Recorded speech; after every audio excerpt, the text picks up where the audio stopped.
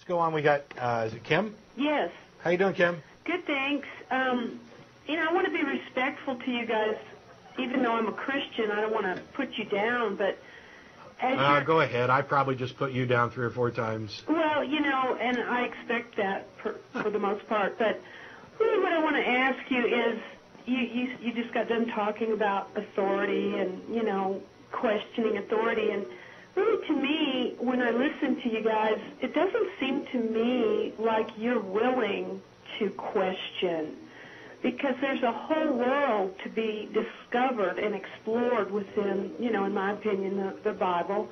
And I certainly did my homework. Hang on for just a second, because this may or may not change your opinion. Is this the first time you watch a show?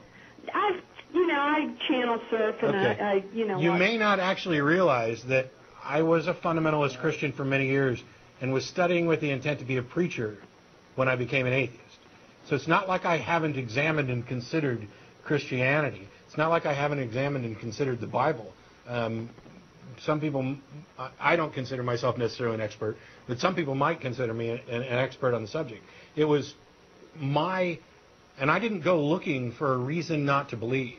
My pursuit, my study, was to specifically fulfill my obligation, 1 Peter 3:15, where I'm expected to provide an answer, a reason for the hope that I have.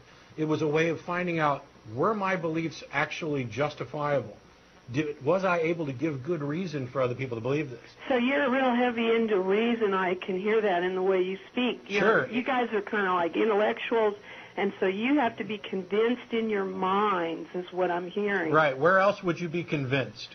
There are those who would say they are convinced within their hearts, within their My spirit. heart does no thinking. It pumps blood. Well, your heart might just pump blood now that I'm thinking about it. And your heart does more? I definitely feel in my human experience something in my chest area that... You should maybe see a doctor. ...that leaps to the thought of a God. And I want to challenge you. What if you're wrong? What are you doing with your future here? Pascal's wager. What if I'm wrong? What if you're wrong? Oh, my God. What if you're wrong? What if you're wrong? What if you're wrong? Hey, I got nothing to lose. Nothing. What if the Buddhists are right? What if the Hindus are right? What if the Muslims are right? What if the Zoroastrians are right? Well, you have nothing to lose. You got to pick which one you want. And, right, and I choose the God that would die for me, not... to me, that's the man right there. You pick the myth that's most comfortable to you. And what I'm saying is that I don't have any good reason to think that any of them are true,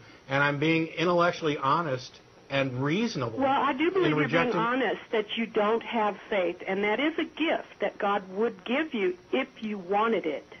Why would anybody want it?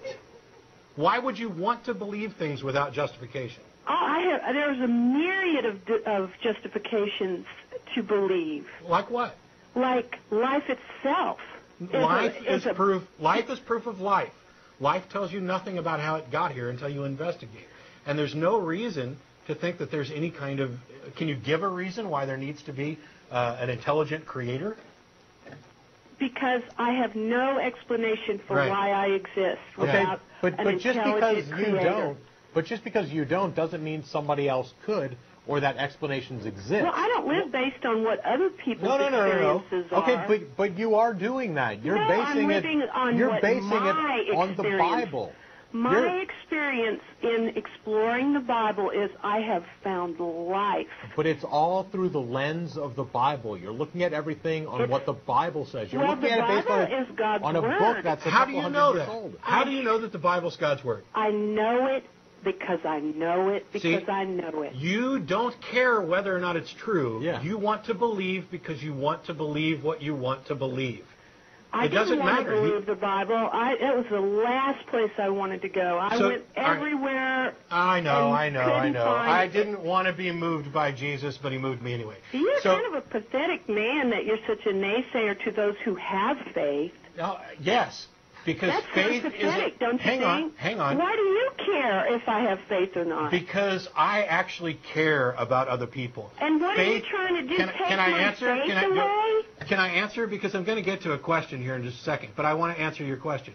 Faith, if you're trying to determine what is true and what is not true, if you're trying to distinguish between fact and fantasy, faith is not the way to do it. You cannot do it by faith. Faith tells you nothing. Okay. You believe that the Bible is God's Word. Yes, I do. Is it in error anywhere? I don't think so. You don't? No.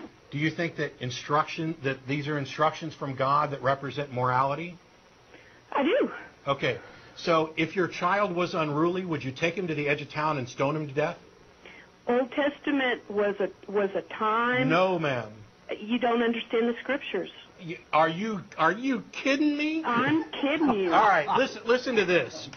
If you're going to come on here and tell me I don't understand the Scriptures, I'm going to explain to you. If you're going to bring up Old Testament fundamental ideas that God was using to train up the early experiences in the faith, you don't know what you're talking about. I beg to differ, and I'll demonstrate that right now. If you'll just be quiet for a second and listen. God in the Bible says that He's unchanging. He's eternal. He's the same now, today, yesterday, today, and tomorrow. So if something was morally correct in the Old Testament, for example, to stone your unruly children, then it should be morally correct forever. The same is true for slavery, punishing homosexuals, not eating shellfish, etc. When Jesus in the New Testament talks about it, He says that not a jot or tittle of the law will be changed until all has come to pass, despite the fact that He personally goes on to violate a number of Old Testament laws.